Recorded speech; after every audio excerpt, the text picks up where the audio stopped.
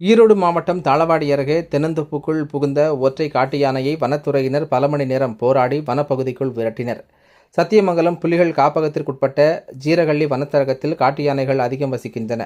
உணவு மற்றும் தண்ணீர் தேடி காட்டு யானைகள் இரவு நேரங்களில் வனப்பகுதியிலிருந்து வெளியேறி விவசாய நிலங்களில் நுழைந்து விவசாய பயிர்களை சேதம் செய்து வருகின்றன. இந்த நிலையில் கிருஷ்ணாபுரம் கிராமத்தில் நேற்று இரவு ஒற்றை காட்டு யானை தென்னந்தோப்புக்குள் புகுந்து தென்னை மரங்களையும் கரும்பு காட்டில் புகுந்து விவசாய பயிர்களையும் சேதம் செய்தன. இது குறித்து வனத்துறையினருக்கு அப்பகுதி விவசாயிகள் தகவல் அளித்தனர்.